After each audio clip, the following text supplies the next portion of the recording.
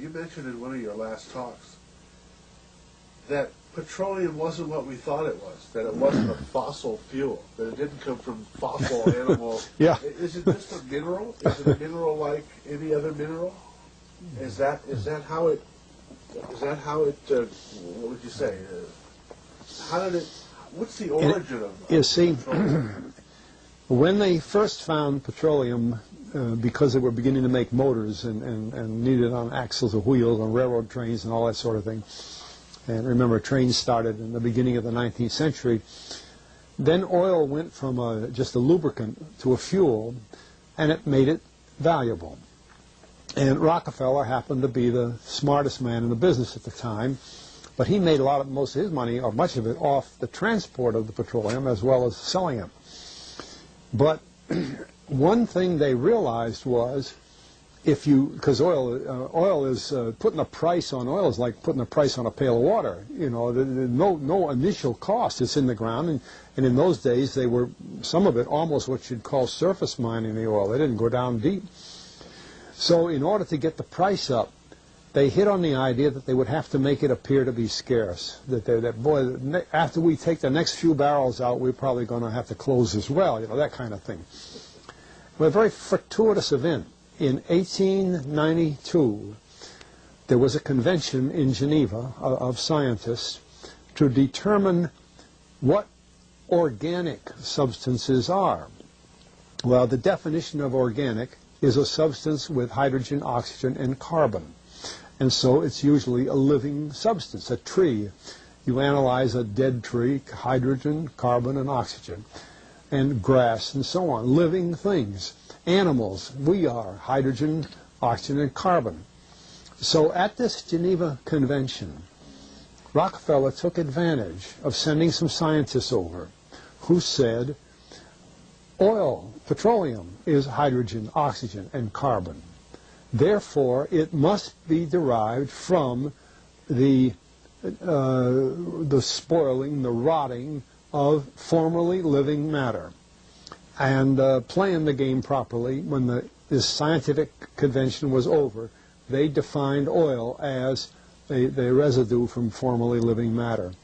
Well, that makes it a fossil fuel. I don't know why they decided to use the word fossil, but it says formerly living matter is fossil. Well, of course, today, and another thing we should know is that there has never been a fossil, a real fossil, found below 16,000 feet. And you can't argue at 16,000 as a level line because someplace the ground sinks and so on. But 16 is what the scientists say, 16,000. We mine oil, or we drill for oil, at 30,000, 33,000, 28,000 every day of the week. So right there we rule it out that it isn't fossil fuel. It's called fossil fuel for the minds of the public to feel that it is an asset that is running out, being depleted. We talk about depletion allowance, which is a lot of, you know. And actually, if you know the world's oil supply, you know that it is not going to run out for an awfully long time. It is the second most prevalent liquid on Earth. And we haven't begun to... Well, with all that background, you see, the people in charge of the petroleum business, for perfectly reasonable business things, like any other man in the business, wants to keep his price as high as he can get away with.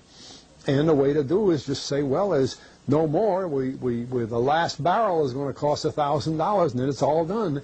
And they preach that stuff. What bothers me is that in geology books, it's in there. The geologists say it's a fossil fuel. Somehow they've been bought. I went to a 4-year federal staff energy seminar run by the government of the United States during the so-called energy crisis. I was the participant that represented the railroad industry. The airline industry was there. Every AA, administrative assistant of senators and congressmen, was there. The CIA was there, the Defense Department was there, the State Department was there. Sometimes sitting right in front of me in the row would be Henry Kissinger with his friend, the head of Department of Defense, That's too bad. I can't put the names with them. But anyway, people like that, top men in the government, sitting there listening to the Federal Staff Energy Seminar. Well, what this was doing is for 4 years, they were teaching a propaganda line to the leading people in this country, and therefore to the leading people in the world, when you include the Schlesingers, Kissinger and Schlesinger, among others. And the object of it was, as Kissinger used in his own terms when it was time for him to speak, to create a world price for oil. In other words, not 30 cents a gallon here and 90 cents a gallon there, but let's get a world price. That's their goal, and they're trying to do that for wheat and everything else. We don't realize what the controls are, whether it's oil or some of these other things. Almost everything today is being categorized at the highest price they can possibly make it go. And so calling petroleum a fossil fuel is the basis for this system with respect to petroleum. And I don't know if the name Arthur Kantrowitz rings any bell. Arthur Kantrowitz is the head of the Kantrowitz Labs set up by the AFCO company near Boston, Scientific Laboratories, and a great man in the scientific world. And Kantrowitz and I were sitting at a table at this seminar once, and the table happened to be all young college grad, PhD geologists. And so just to get a conversation started, I turned to Kantrowitz and I said, Arthur, what do you think about this foolishness of these speakers talking about fossil fuel? And it was kind of put up. He started laughing. He said, you know, that gets me. He says, I don't have a geology degree, but he had 1,000 other degrees. And he said, I don't understand. He said, you'd think that these heads, these other fellows at the table, we did it on purpose, start listening, you know. And he asked, he said, are you gentlemen? He says, you're here at the meeting. Are you gentlemen by any chance geologists? And one fellow, yes, I am. And the other, yeah. He said, well, why don't you tell me? He said, why is oil? You know, he went on like that. We brought the house down because nobody could argue with Kantrowitz. He like Einstein. People aren't going to. And he told him right there. He said, just drop it. But it's in all the books and in all the papers. But it started from that strange meeting in 1892, a scientific convention.